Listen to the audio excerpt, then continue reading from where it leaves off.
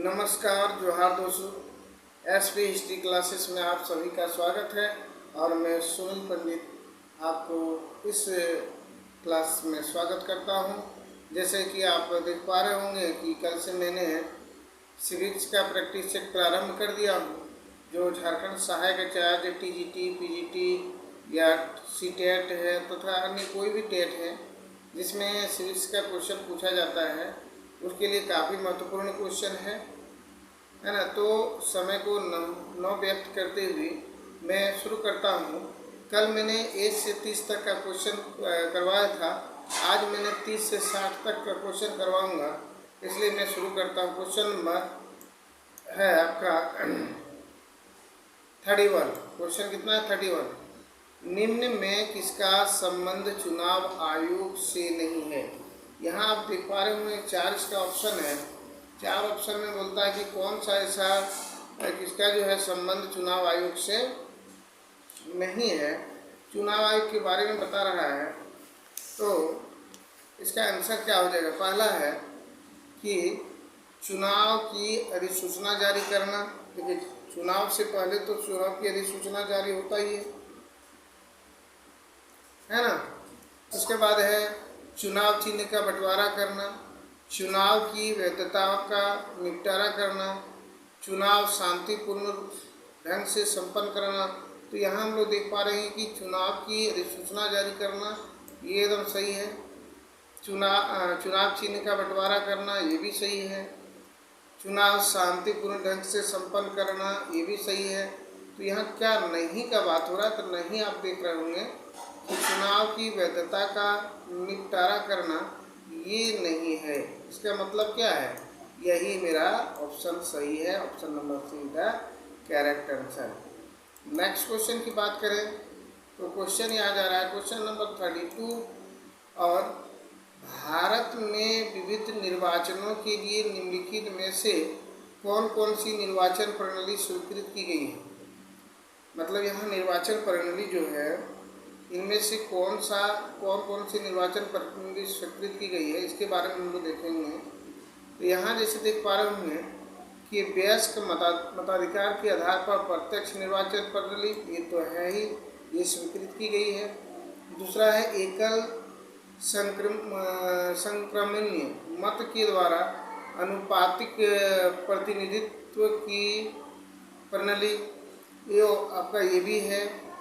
उसके बाद है 3 में अनुपातिक प्रतिनिधि की सूची प्रणाली, ये नहीं है, ये नहीं है। और आगे है नंबर 4 अप्रत्यक्ष निर्वाचन की संचयी मतदान प्रणाली, ये भी आपको देखने को नहीं मिलेगा। तो यहाँ हम लोग देखें कि 2 सही है, ये और 1 और 2। तो कौन सा ऑप्शन में 1 और 2 है? ऑप्शन 1 में है 1 और 2। तो यानी कि इसका सही जवाब क्या हो जाएगा? ऑप्शन नंबर जो 1 है, इसका सही जवाब हो जाएगा ऑप्शन नंबर 1 और 2 इसका करेक्ट आंसर। नेक्स्ट क्वेश्चन चलते हैं। क्वेश्चन नंबर 33 में, ये भी बहुत ही लंबा चौड़ा इसका भी ऑप्शन है और आप देख पा रहे हैं कि 3 ही दिख रहा है, तो कोई दिक्कत नहीं है, हम लोग 3 ही देखेंगे। अगर इसके अंतर्गत आंसर है तो मारेंगे, नहीं तो फिर चौथा देख लेंगे। यहाँ देखेंगे कि भारत में निर्वाचन प्रक्रम के आरंभ के विषय में निम्नलिखित में से कौन सा सही है? नंबर ए, सरकार द्वारा निर्वाचन की सिफारिश और निर्वाचन आयोग द्वारा निर्वाचन की अधिसूचना जारी किया जाना, ये आपका गलत है। आगे है निर्वाचन आयोग द्वारा निर्वाचन की सिफारिश और केंद्रों में गृह मंत्रालय द्वारा तथा राज्य में गृह विभागों द्वारा निर्वाचन की अधिसूचना जारी किया जाना, ये भी आपका गलत है, ये भी गलत है।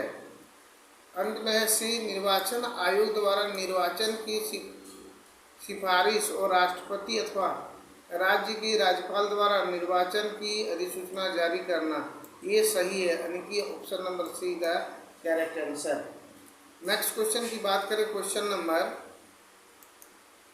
आपका यहाँ इसमें 3 ही क्वेश्चन था। नेक्स्ट पेज लेते हैं। चलिए देखिए नेक्स्ट पेज में क्या है। और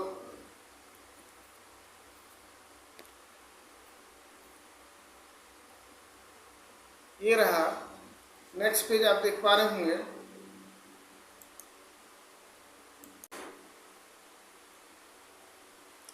इसमें देखिए क्वेश्चन नंबर 34 में है कि संघ लोक सेवा आयोग के सदस्यों की संख्या किसके द्वारा निर्धारित की जाती है।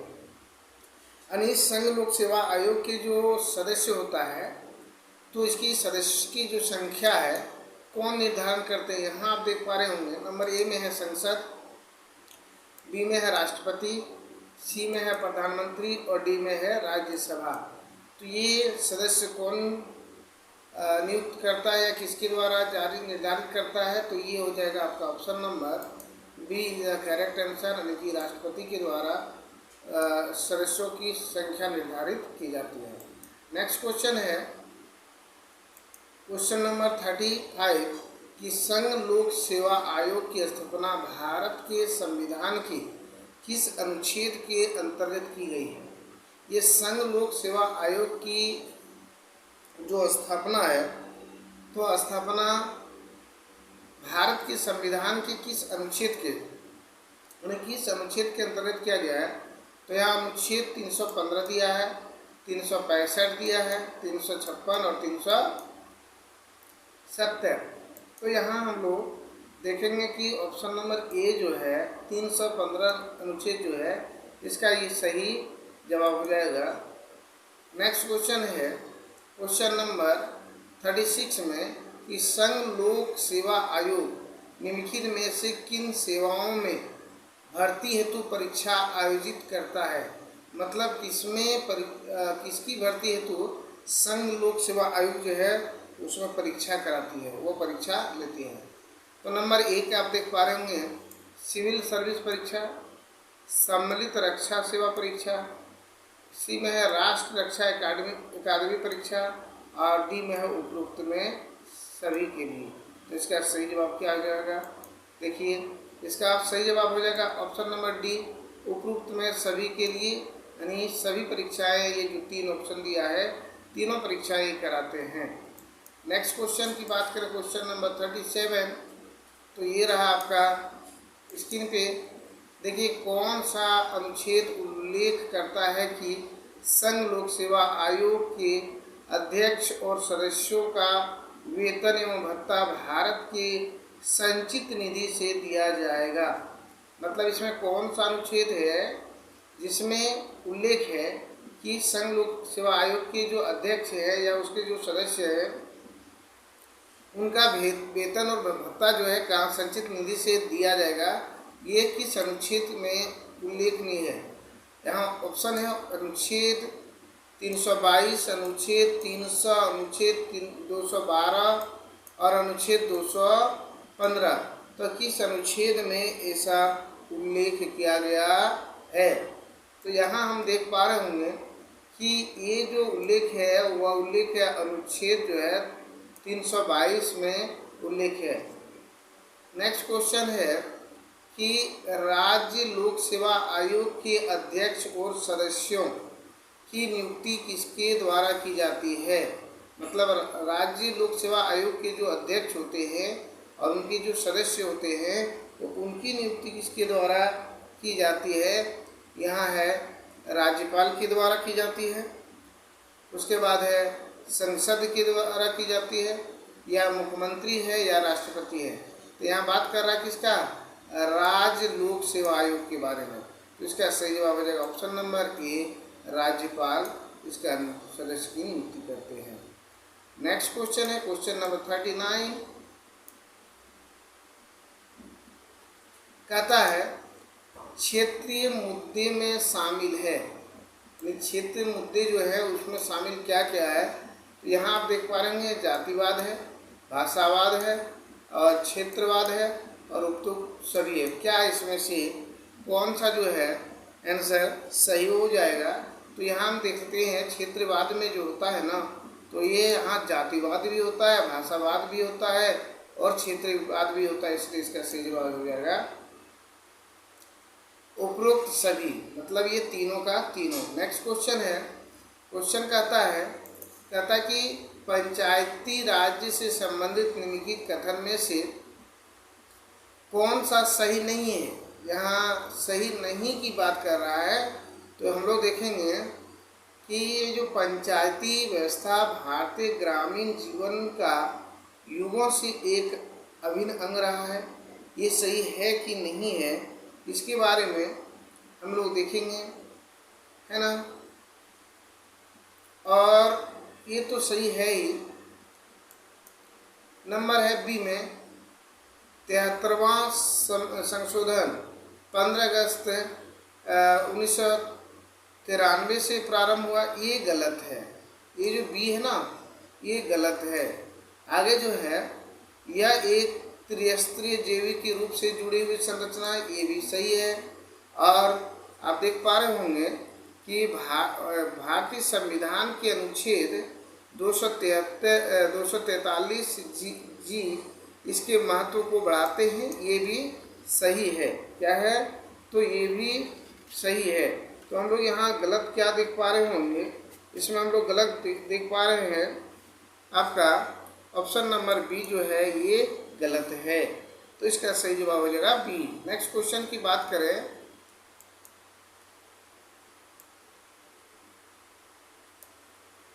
क्वेश्चन नंबर 41 कि राज्यसभा के उपसभापति का निर्वाचन कौन करता है। राज्यसभा जो है उनके उपसभापति का निर्वाचन कौन करता है। यहाँ आप देख पा रहे होंगे क्या कहता है, कहता है कि लोकसभा के सदस्य करता है, राज्यसभा के सदस्य करता है, राष्ट्रपति करता है या उपराष्ट्रपति करता है। तो यहाँ राज्यसभा के जो सदस्य है उसका निर्वाचन करता है राज्यसभा के सदस्य द्वारा। नेक्स्ट क्वेश्चन है ब्यूरोक्रेसी। ब्यूरोक्रेसी जो है शब्द का प्रथम प्रयोग किसने किया था। ब्यूरोक्रेसी शब्द का सर्वप्रथम प्रयोग जो है किसने किया था। ऑप्शन ए है हेनरी फ्यूल्स, बी में है एल.डी. हाइट्स, और सी में है वुडरो विल्सन, और डी में है विंसेंट डी गर्ने। तो इसका सही जवाब हो जाएगा option number D, Vincent D गर्ने जो है इसका करेक्ट आंसर है option number D. Next question की बात करें, क्वेश्चन नंबर 43। यहाँ आप देख पा रहे होंगे कि निम्न संवैधानिक संशोधन में से कौन से राज्यों में से निर्वाचित होने वाली लोकसभा के सदस्यों की संख्या में वृद्धि करने से संबंधित है। यह संशोधन का बात कर रहा है, और दूसरा बात कर रहा है कि जो राज्य निर्वाचन में होने वाली लोकसभा के सदस्यों में वृद्धि करने से संबंधित है। तो इसमें हम लोग देखेंगे कि छठा यानी कि छठवां और तथा 22वां, 12वां तथा 38वां, 7वां तथा 31वां, 11वां तथा 42वां। इसका सही जवाब हो जाएगा ऑप्शन नंबर सी, 7वां तथा 31वां इसका करेक्ट आंसर है। 44वां क्वेश्चन है लोकसभा के कम से कम कितने सत्र बुलाए जाते हैं। मतलब एक वर्ष में लोकसभा के लिए कम से कम कितने बार जो है सत्र को बुलाए जाते हैं। नंबर ए में है वर्ष में 1 बार, बी में है वर्ष में 2 बार, सी में है वर्ष में 3 बार, और डी में है वर्ष में 4 बार। तो इसमें क्या हो जाएगा, इसका जो बी नंबर आंसर है वो सही हो जाएगा कि एक वर्ष में कम से कम 2 बार जो है सत्र को बुलाया जाता है। क्वेश्चन नंबर 45 आप देख पा रहे होंगे,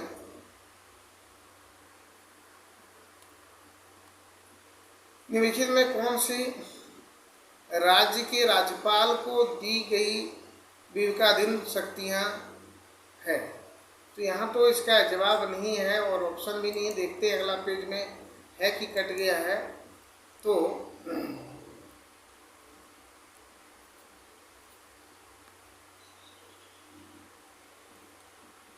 यहाँ पे आप देख पा रहे होंगे दिया हुआ है, इसमें से क्या क्या कहता है कि भारत के राष्ट्रपति को राष्ट्रपति शासन अधिरोपित करने के लिए रिपोर्ट भेजना ये सही है।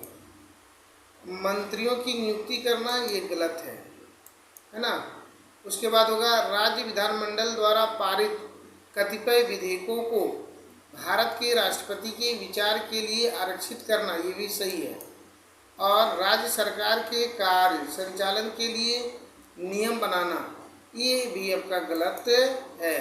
तो 2 यानी कि 1 और 3 सही है, बाद बाकी जो है गलत है। तो हम लोग देख लेंगे क्वेश्चन में क्या 1 और 2, 1 और 3 यानी कि बी नंबर इसका भी सही जवाब हो जाएगा। ऑप्शन नंबर बी जो है इसका करेक्ट आंसर हो जाएगा।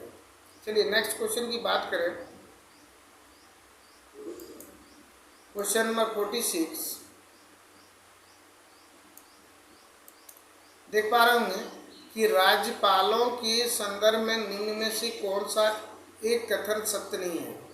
यहाँ 4 कथन दिया हुआ है, 4 में से एक कथन सत्य नहीं होगा राज्यपाल के बारे में। वह राज्य की विधायिका का अंग होता है, ये तो सही है। वह मृत्युदंड को क्षमा कर सकता है, नहीं, ये राष्ट्रपति का काम है, न कि राज्यपाल का काम है। वह राज्य के उच्च न्यायालय के न्यायाधीशों की नियुक्ति नहीं करती है, ये तो सही है। वह नियुक्ति तो राष्ट्रपति करती है। उसके पास, ये भी मतलब सही है, उसके पास आपातकालीन शक्तियाँ नहीं है, नहीं है, ये भी सही है। तो गलत इसमें क्या है, गलत है ऑप्शन नंबर बी, यानी कि इसका सही जवाब क्या हो गया, ऑप्शन नंबर बी। 47 राज्यपाल के वेतन एवं भत्ते दिए जाते हैं, यानी कि कहाँ से दिए जाते हैं राज्यपाल के वेतन और भत्ते दिए जाते हैं, वह कहाँ से दिए जाते हैं।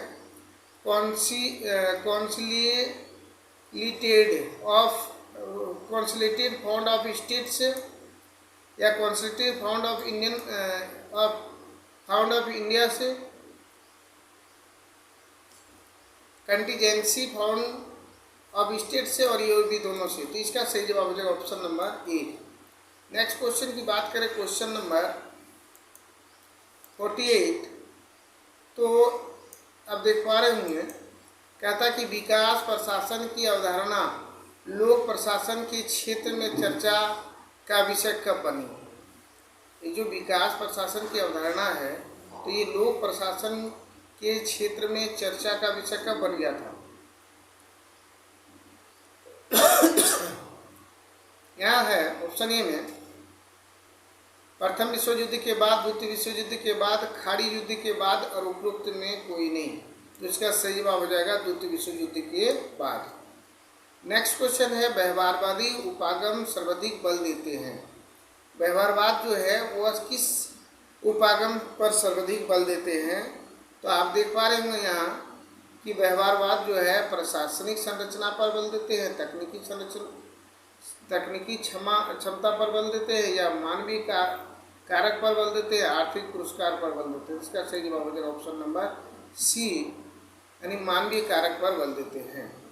नेक्स्ट क्वेश्चन 50 है, राज्य मंत्री परिषद समूह सामूहिक रूप से किसके प्रति उत्तरदायी होती है। जो राज्य मंत्री परिषद है वह सामूहिक रूप से किसके प्रति उत्तरदायी है, विधानसभा पर, विधान परिषद पर, राज्यपाल पर और राष्ट्रपति पर। तो यहाँ इसका सही जवाब क्या हो जाएगा, ऑप्शन नंबर ए, विधानसभा पर ये उत्तरदायित्व होते हैं। नेक्स्ट क्वेश्चन है क्वेश्चन नंबर 51। ये रहा क्वेश्चन नंबर 51। कोई विधेयक धन विधेयक है अथवा नहीं, इसका निर्णय राज्य के कौन करता है। यानी अगर कोई विधेयक धन विधेयक है या नहीं है, तो इसका राज्य के कौन करते हैं। तो राज्यपाल करते हैं, मुख्यमंत्री करते हैं, विधानसभा अध्यक्ष करते हैं और वित्त मंत्री करते हैं। तो इसका सही जवाब क्या हो जाएगा, ऑप्शन नंबर सी का करेक्ट आंसर, यानी विधानसभा अध्यक्ष जो होते हैं वो करते हैं। 52 सर्वोच्च न्यायालय के अधिकार क्षेत्र में वृद्धि करने का अधिकार किसे प्राप्त है। यानी सर्वोच्च न्यायालय जो है वहाँ अगर कोई चीज़ अधिकार क्षेत्र में अगर वृद्धि करते हैं तो उसके यह किसके पास है, इसकी जिम्मेवारी किसके पास है। यहाँ हम देख पा रहे होंगे सर्वोच्च न्यायालय के पास है, राष्ट्रपति के पास है, संसद के पास है, या मंत्रिपरिषद के पास है? तो इसका सही जवाब हो जाएगा संसद के पास है, सी। उच्चतम न्यायालय को परमादेश परमार क्या लिखा है, परमार्शदात्री बनाया गया, परमार्शदात्री बनाया गया था। तो यहाँ अनुच्छेद 124 में, अनुच्छेद 137 में, अनुच्छेद 143 में और अनुच्छेद 148 में। तो इसका सही जवाब हो जाएगा अनुच्छेद 143 यानी कि option C is the correct answer. Next question,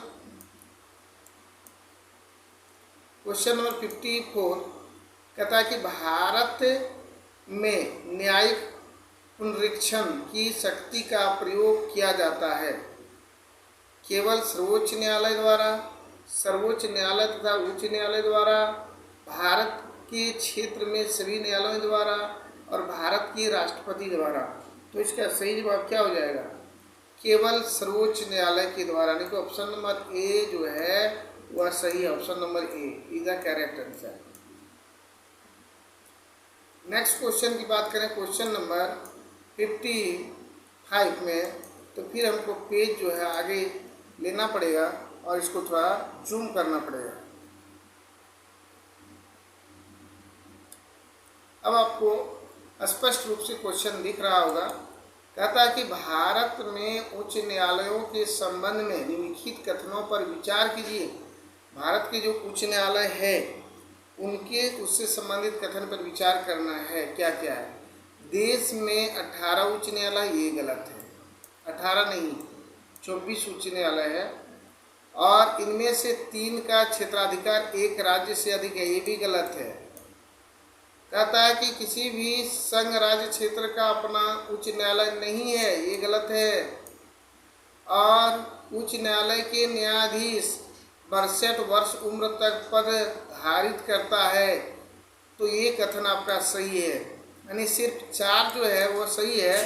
तो यहाँ हम लोग देख पा रहे होंगे कि 1 2 3 1 2 4 2 3 1 4 और बी में है केवल 4, तो यहाँ गलत दिया हुआ है, इसका आंसर डी लिखना चाहिए, यह डी हो जाएगा और डी नंबर इसका सही जवाब है। नेक्स्ट क्वेश्चन है,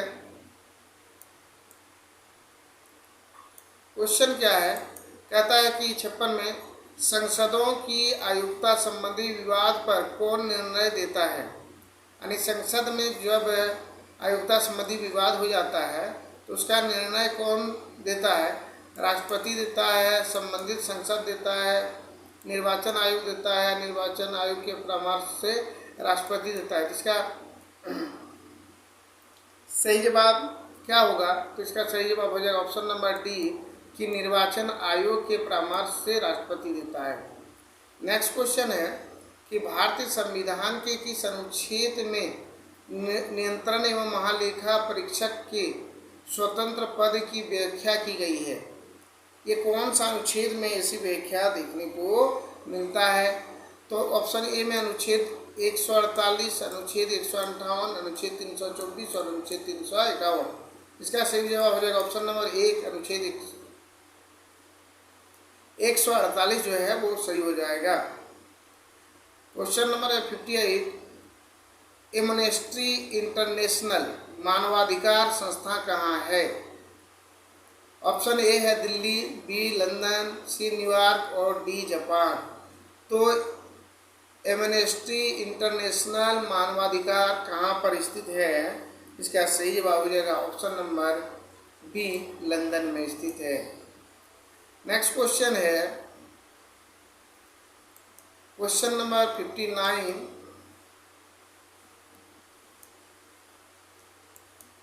इसमें देखिए कहता है कि संघ लोक सेवा आयोग के कम से कम आधे सदस्य ऐसे होने चाहिए जो अपनी नियुक्ति की तारीख पर डैश, इसमें कौन सी सही है, नियुक्ति की तारीख पर क्या करता है, वो कम से कम 10 वर्षों तक सरकारी सेवा का अनुभव प्राप्त कर चुके हो। तो ये जो है तारीख से पूर्व जो है कम से कम 10 वर्ष तक अपने कम से कम सेवा प्राप्त कर, सरकारी सेवा का अनुभव प्राप्त कर चुके हो, यानी कि इसका सही जवाब हो जाएगा option number B. Next question है और आज का अंतिम क्वेश्चन है क्वेश्चन नंबर 16, जैसे कि आप देख पा रहे होंगे, और इसमें सही जवाब भी ढूंढना है। कहता कि संघ लोक सेवा आयोग के अध्यक्ष तथा अन्य सदस्यों का कार्यकाल पदभार ग्रहण करने की तिथि से 6 वर्ष तक है, 7 वर्ष तक है, 65 वर्ष तक की आयु तक है, 6 वर्ष तथा अथवा 65 वर्ष की आयु तक है। तो इसका ऑप्शन हो जाएगा ऑप्शन नंबर डी, 6 वर्ष तथा 65 वर्ष की आयु है। तो आज कुल 30 प्रश्न देखने को मिला। अब ये एग्जाम की दृष्टि से काफ़ी महत्वपूर्ण है। वीडियो अच्छे लगे तो वीडियो को लाइक, शेयर एवं कमेंट जरूर कीजिएगा। आप लोग वीडियो देखते हैं, लाइक करना भूल जाते हैं, इसलिए लाइक जरूर कीजिए। अगर आप चैनल पर पहली बार हैं तो चैनल को सब्सक्राइब कर लीजिएगा। चलिए मिलते हैं नेक्स्ट वीडियो में, तब तक के लिए जय हिंद, जय भारत।